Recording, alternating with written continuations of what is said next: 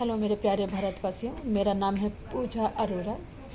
Hindenburg का part 2 आ गया है। रिपोर्ट जो मैंने बताया था कि बहुत जल्दी बहुत बड़ा भारत में खुलासा होने वाला है जो भ्रष्टाचार का है, तो उसका पार्ट 2 आ गया है। हमारे भारत के जो वरिष्ठ पत्रकार हैं दिनेश के वोहरा, उनकी ज़ुबानी आइए हम देखते हैं कि क्या रिपोर्ट में बताते हैं। और मेरा जो चैनल है, आप इसे लाइक सब्सक्राइब और शेयर ज़रूर करें। कमेंट करके मुझको बताएं कि आपको कैसा लगता है। आइए।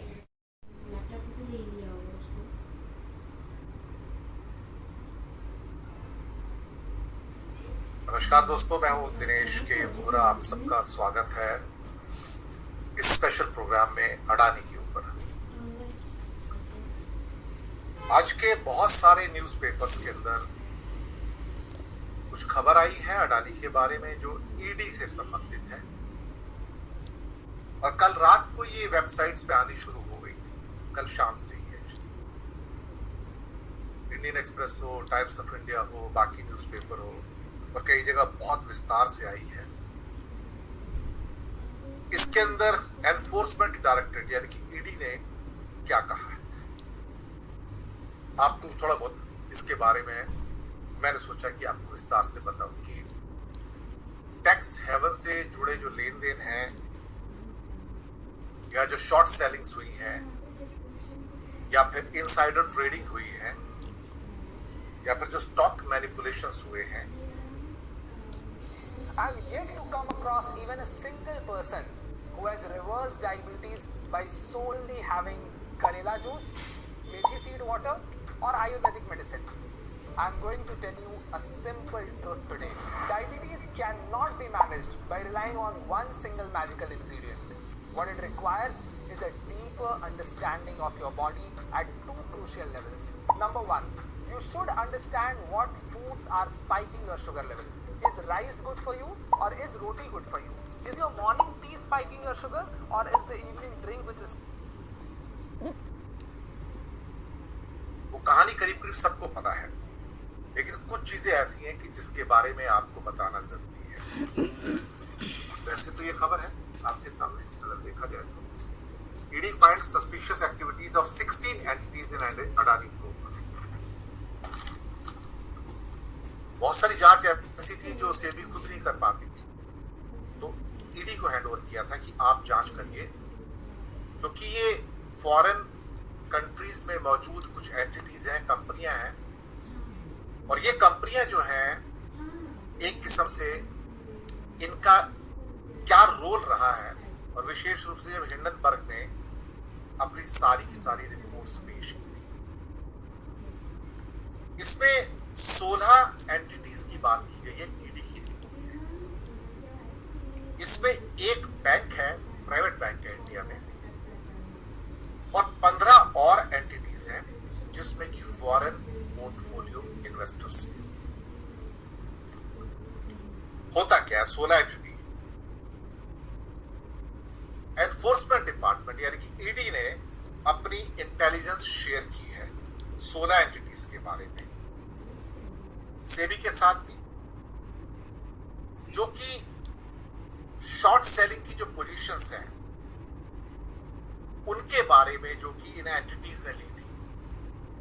अब ये जो फॉरेन पोर्टफोलियो इन्वेस्टर्स थे, इन्होंने शॉर्ट सेलिंग की पोजीशन ली थी। मैं आपको शॉर्ट सेलिंग के बारे में बताऊंगा कि क्या होता है और कैसे ये इतनी बड़ी, हिंडनबर्ग भी एक शॉर्ट सेलर, मैं आपको पहले बता दूं। तो ये हुआ क्या था अल्टीमेटली, थोड़ा आप इस चीज को टेक्निकली समझेंगे तो आपको ये सारा जो लोचा है ना, ये आपको समझ आना शुरू होगा कि इसमें कोई दूध का धुला नहीं है, इसके अंदर कोई दूध का धुला नहीं है। और इंडियन एक्सप्रेस के अंदर भी विस्तार से इसकी रिपोर्टिंग आई है। तब अडानी ग्रुप के करीब करीब $150 बिलियन के वैल्यूएशन जो कम हुए थे, और हिंडनबर्ग ने इनके ऊपर जो इल्जाम लगाया था अडानी के ऊपर, वो क्या था, स्टॉक मैनिपुलेशन। आप वर्ड सुन लीजिएगा कि अडानी ने स्टॉक मैनिपुलेशंस किए और अकाउंटिंग फ्रॉड किए।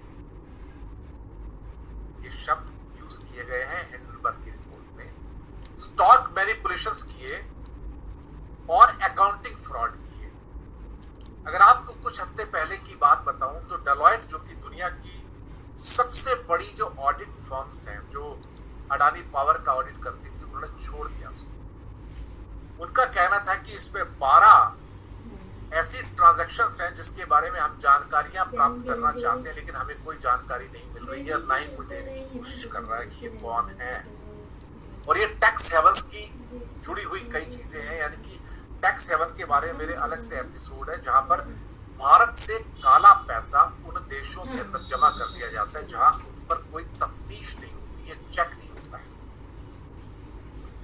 ये जो चीजें थी, जो अकाउंटिंग फ्रॉड की, तो डेलॉयट ने छोड़ा था उसको, इसलिए कि अडानी शायद वो सब रेगुलेशंस का पालन नहीं कर रहा था जिसका उनको करना चाहिए था। और दुनिया की सबसे बड़ी ऑडिटिंग फर्म में से डेलॉयट ने अडानी पावर छोड़ दिया। अडानी बोले कि मैं नई ऑडिटिंग फर्म ले लूंगा, आपको जाना चाहूं, क्योंकि उन्होंने भी ये सारे स्टॉक मैनिपुलेशन और अकाउंटिंग फ्रॉड की कुछ चीजें बताई थी। सस्पिशियस एक्टिविटीज वो क्या थी, ईडी क्या कहता है? ईडी की जो प्रोब थी, जो जांच थी, वो prevention of money laundering act में थी। प्रिवेंशन ऑफ मनी लॉन्ड्रिंग, यानी कि भारत से काला बाजार का पैसा बाहर जाता है और फिर वहां जाके वर्जिन आइलैंड है, केमन आइलैंड्स है, साइप्रस है, मॉरिशस है, सिंगापुर है, हांगकांग है, और कुछ बड़े देशों के अंदर भी छोटे छोटे एरियाज हैं जहां पर कि टैक्स हेवन बने। जैसे इंडिया का गिफ्ट सिटी भी एक टैक्स हेवन का रूप ले चुका है। आसानी से काला पैसा मिल जाता है ना, बिना तफ्तीश के। अब इनको क्या पता लगता है वहां पर? The involvement of some entities in suspicious activity as early as November 2020, जब हिंडनबर्ग की रिपोर्ट आती है उससे पहले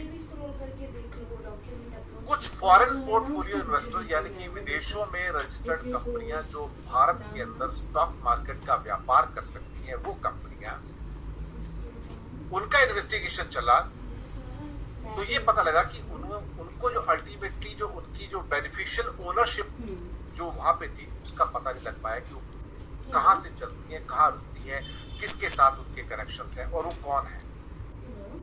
हिंडनबर्ग की रिपोर्ट से 3 दिन पहले इन बहुत सारे एफपीआई ने शॉर्ट सेलिंग की पोजीशन ले ली थी।